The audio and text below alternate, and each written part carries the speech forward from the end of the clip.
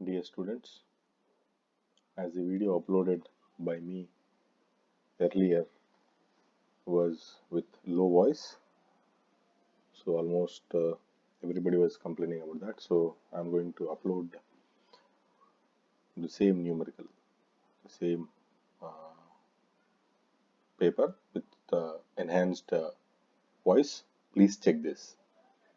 So as in the earlier video, these first and second pages have given some important formulas. Please check this. As I told you, please take a printout of this. Don't try to understand this by checking over your mobile phone. So first two pages are important formulas which will be useful to attempt in your examination. There are many other formulas. If you open a textbook, any accounting, any standard accounting textbook, you'll find many other formulas. But I'm just giving you the important one which you will be facing in your examination. And then third page, from third page, I have given you some numericals for which solution is also there. I have appended the solution also. So I appended one more numerical from the earlier one. This is the other one. Okay. So there, there will be two patterns of questions as far as ratio analysis is concerned.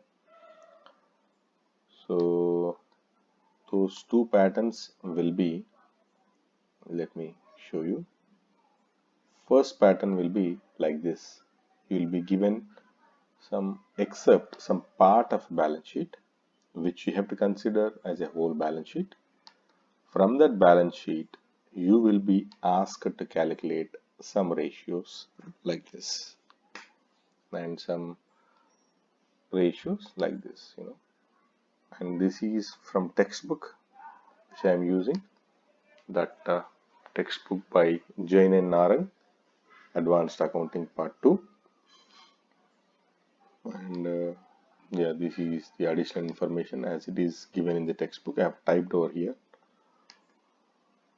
and here it is the solution, right? Let me explain you in due course, but let me tell you the pattern first. So as I told you, this is the first pattern. This is the first pattern where you'll be given balance sheet, and from that balance sheet you'll be asked to calculate ratios like this.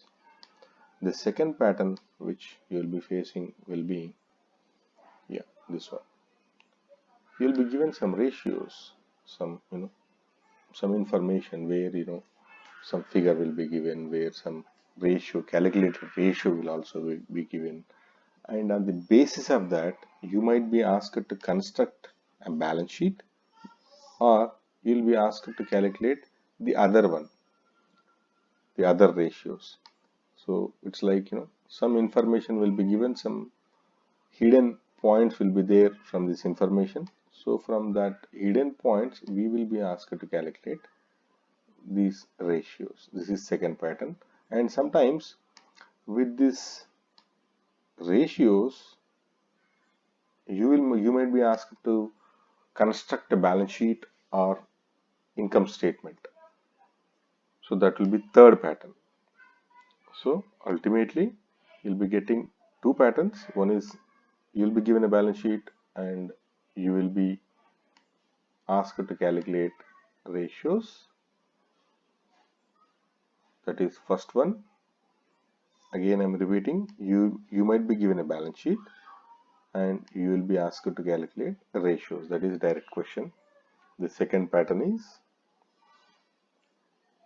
you will be given ratios and you might be asked to calculate some other ratios based on the information given, and you might be asked to construct a balance sheet with the given ratios. Okay, so these are the major two patterns. Here in this file I have two questions with answers. In the next file I'll be adding two more questions with answers. I think I'll be uh, explaining all the types all types of questions which you will be facing in examination. Okay, so let me explain from the beginning. So as you know, these are formulas, no need for any explanation. If you need any explanation, I'll be conducting an online class, a live class. So in that live class, I'll be taking your doubts and noting your doubts, and then I'll upload a video, or if possible in that online class itself, I'll clarify your doubts. So these are formulas. You just note it down. I mean, you by heart it or try to derive it, try to understand it. It's not that much tough to understand these formulas. For many formulas, for example, if you see operating profit ratio, simply whenever there is a word called profit ratio, it will be the denominator will be net sales, always net sales. Whenever a profit, gross profit ratio, net profit ratio, operating profit ratio, whatever profit ratio, that will be against sales only. So you can easily remember whenever, for example, if you are asked for operating profit ratio, simply operating profit divided by net sales. In same way, net profit ratio, net profit divided by net sales. Gross profit ratio, gross profit divided by net sales. That's all. And yeah, like this, there are simple formulas. See, I think I have explained some of these.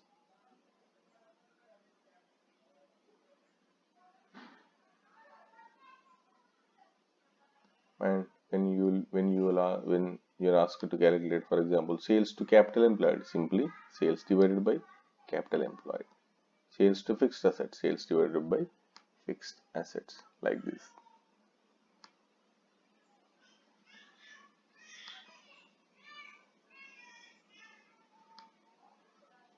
And if any formulas, if at all, if I have missed any formulas, then I'll be teaching you, and I'll be explaining you while I'm explaining the numericals. Okay, so let's go to our numerical. This is the question. You are given a balance sheet. Information is here like this. Equity capital of 2000, shares of 100 each, that is equal to 2000 multiplied by 100 is equals to 2 lakhs. Reserves is 90,000. Reserves is nothing but every year profit, if it is not distributed, it will be kept as a reserve. So this is reserves. These reserves will be emanating from profits, net profits. And this profit and loss account is nothing but net profit. Sometimes it will is given as profit and loss account. And these are current liabilities, bills payable and other liabilities. Like that, towards asset side, land and building, plant and machinery, stock and trade, we have fixed assets, long-term assets, and as well as current assets. So the both side total is, you see, 4,80,000.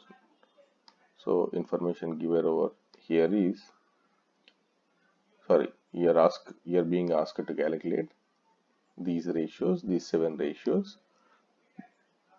and additional information is given like this. Sales is 8,50,000. Cost of goods sold is 5,10,000. Yeah, I think cost of goods sold needs to be explained. Let me tell you. Cost of goods sold is nothing but, you can calculate like gross profit minus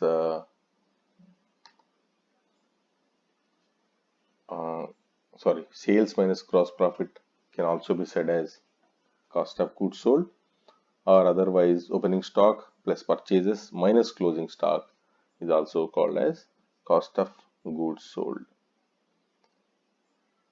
I'll be explaining this a little bit elaborately when we use this cost of goods sold. Okay.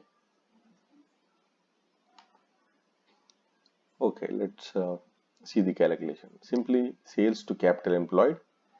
I have given you the formula for sales is given, I've given you the formula for capital employed. Please check the top page. So it will be nothing but 8,50,000 divided by 3,50,000, and yeah, I've given you how I've arrived at capital employed. Okay. In the same way, sales to fixed assets, sales to working capital.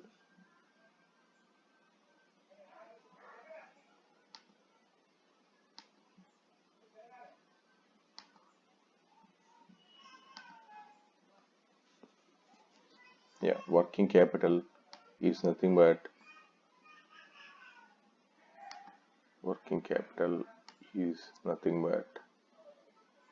you see current assets minus current liabilities. If you see, these are the current assets.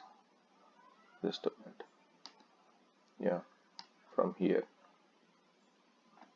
1,49,000 plus 41,000 is 1,90,000 plus 30,000 2,20,000 plus 30,000 2,50,000. From these current assets, when we remove this current liabilities, bills payable and other liabilities, as I have told you, current assets are those, current assets and current liabilities are those which have to be liquidated, in a time period of 1 year.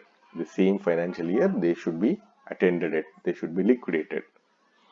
So those are called current assets and current liabilities. For example, plant and machinery, it's not for one financial year. Plant and machinery will be using more than 1 year, right? So that's not a current asset. But whereas stock in trade, sundry debtors, cash and bank balance, bills receivable, all these current assets can be readily liquefiable. They can be converted into liquid in a time span of 1 year. In the same way, bills payable and other liabilities have to be paid in a time span of 1 year. So that's why these are called current liabilities. So working capital or net working capital is equals to nothing but these current assets minus current liabilities. So that is 2,50,000 plus 1,30,000, nothing but 1,20,000. Sorry, what is this? How I got 2,30,000?